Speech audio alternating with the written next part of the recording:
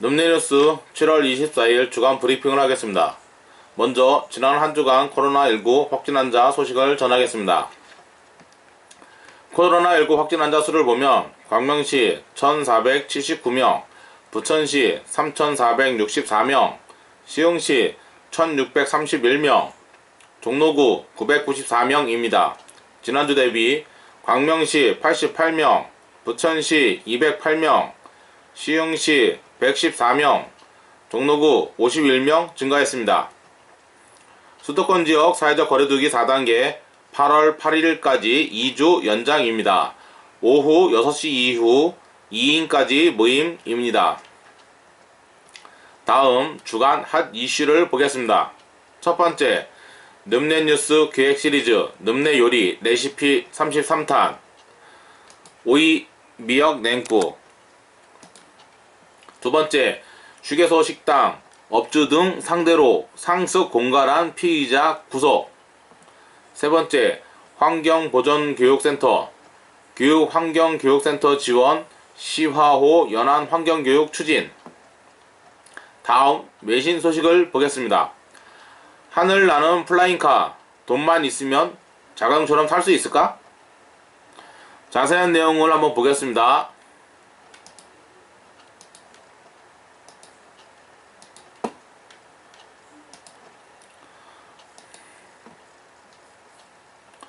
첫 번째, 늠내뉴스 기획 시리즈 늠내 요리 레시피 33탄 오이 미역 냉국.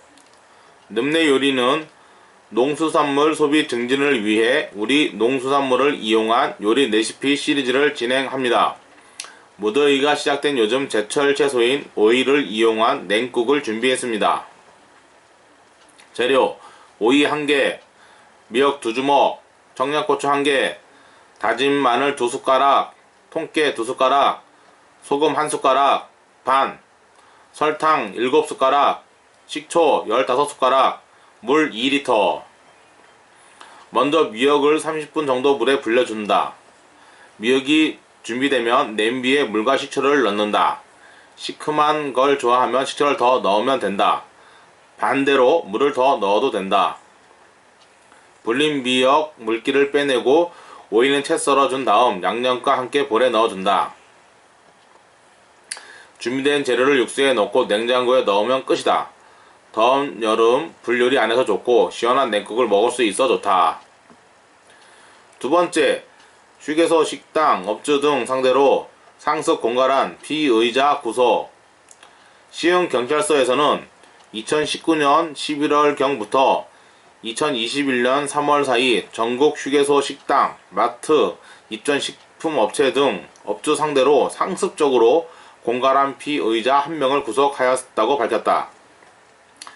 이번에 검거된 피의자는 해당 식당, 식품업체들로부터 구입한 음식을 치사하던 중 이물질을 씹어 치아가 깨졌다며 허위사실로 협박하여 40개 업체에서 총 2,700만원 상당을 갈취한 것으로 확인되었다.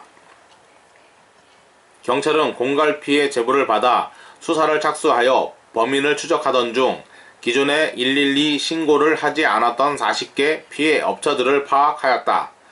전국에 위치한 업체들로부터 진술을 청취한 결과 피의자가 업주들에게 허위 진단서를 제출하거나 치과 진료 비용 문자를 조작하여 보낸 사실, 자신이 대기업 임원이라며 허위 사실을 주장하고 업체에 불이익을 주겠다고 고소하겠다라며 협박한 사실을 확인하였다. 피의자들은 최근 코로나19로 인해 영업에 어려움을 겪고 있어 피의자가 민원을 제기하면 막대한 지정을 초래할까봐 어쩔 수 없이 금품을 건네주었다는 것을 확인하였다. 시흥경찰서는 연락처, 계좌 내용 및 CCTV 영상 등 분석하여 7개월간의 끈질긴 추적 끝에 피의자를 검거하였다. 검거 현장에서 범행에 이용한 호두 3개를 압수하였다. 시흥경찰서는 최근 코로나19로 인해 영세 상인들이 어려움에 겪고 있어 이를 악용한 범죄가 기승을 부릴 것으로 예상되므로 우리 이웃들의 생계를 위협하는 생활 주변 폭력배들을 군절하기 위해 더욱더 강도 높은 수사를 진행할 계획이다. 또한 이번 사건과 유사한 피해가 발생하지 않도록 만약 누군가가 피해 사실을 주장하며 금품을 요구할 경우 건네준 증빙 자료를 주의 있게 살펴보고 범죄가 의심될 시 적극적으로 112 신고할 것을 당부하였다. 세 번째, 경기도 환경교육센터 지원 시화호 연안 환경교육 추진. 환경보전교육센터는 환경부, 경기도 환경교육센터가 지원하는 경기도형 해양환경교육 프로그램을 운영하고 있다. 환경보전교육센터는 지난 2018년 경기도형 환경교육 프로그램 개발사업 협력기관으로 선정되어 경기도 환경교육센터와 함께 경기도형 해양환경교육 프로그램을 개발하였고 2019년과 2021년에도 해당 사업 수행자로 선정되어 경기 서부권역 초등학교를 대상으로 프로그램을 운영하고 있다. 환경보전교육센터는 경기도형 해양환경교육 프로그램을 지원 대상자로 경기 서부권역 관내 초등 고학년을 선정하여 다회차 환경교육을 지원하고 있다. 환경보전교육센터가 개발한 경기도형 해양환경교육 프로그램에는 시화호 특별관리 해역, 시흥 갯벌 습지보호구역, 오이도 선사 해안문화특구 등 시흥 안산 화성을 아우르는 군자만 일원 및 연안 습지의 해안 환경적 특성이 반영되어 있다. 환경보전교육센터 이용성 소장은 경기도 환경교육센터 지원으로 개발한 경기도형 해양환경교육 프로그램은 습지의 도시 시흥의 색깔을 담은 환경교육 프로그램이라고 전하며 시흥시는 경기도 해양환경의 축소판이기에 경기도 특성을 담은 해양환경교육 및 그 다양성을 구현하는 데 가장 적절하다고 했다. 또한 앞으로도 시흥을 중심으로 다양한 해양환경교육 프로그램을 개발하고 운영하는 데 노력할 것이라고 밝혔다. 다음 외신 소식을 보겠습니다. 하늘 나는 플라잉카, 돈만 있으면 자가용처럼 탈 수 있을까? 얼마 전 슬로바키아 업체인 클라인 비전에서 개발한 에어카 시제품이 시험 비행에 성공했다는 소식이 전해졌습니다. 에어카는 도로에서는 일반 자동차처럼 주행이 가능하고 날개를 펴고 프로펠러를 가동하면 하늘을 날 수 있는 플라잉카인데요. 이 하늘을 나는 차는 슬로바키아 니트라 국제공항과 수도 브라티슬라바 사이를 약 35분가량 비행하며 시속 170km를 기록했습니다.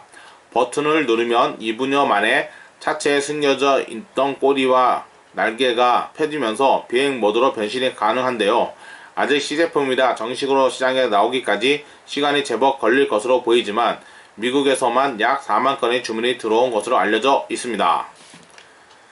개인도 돈만 있으면 플라잉카를 사서 국내에서 자가용처럼 사용할 수 있을까요? 앞서 소개한 아스카의 경우 차량 구입에만 9억 원 정도 필요합니다. 또 국내에 들여오려면 여러가지 세금이 붙을 겁니다. 그런데 이게 끝이 아닙니다.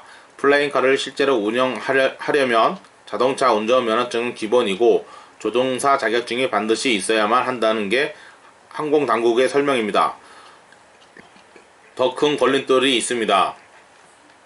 아직 플라잉카와 관련한 구체적인 법령이나 규정이 정비되지는 않았지만 현재 기준으로만 보면 플라잉카를 국내에 도입하고 사용하려면 인증을 받아야만 합니다.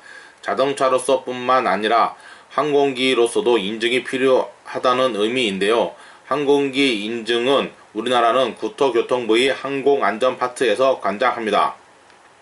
국토부 관계자는 항공기는 자체 사고가 나면 워낙 피해가 크기 때문에 인증 절차가 상당히 까다롭다며 설계에서부터 제작 그리고 실제 성능까지 꼼꼼하게 살펴본다고 말합니다. 문제는 또 있습니다. 수직 이착륙이 아니라 이륙을 위해 활주가 필요한 방식을 적용한 플라잉카의 경우 도로 주행이 허용될지도 미지수입니다. 결국 5, 6년 안에 플라잉카가 도입되고 실제로 날기 위해서는 그 전에 관련 제도의 정비가 필요합니다. 도입 절차와 자격 요건, 주행 가능 도로, 비행 구역 등 여러 사안에 대한 보다 정밀한 규정이 마련되어야만 비로소 플라잉카 시대가 열릴 수 있지 않을까 싶습니다. 이상 늠내뉴스 주간 브리핑을 마칩니다. 감사합니다.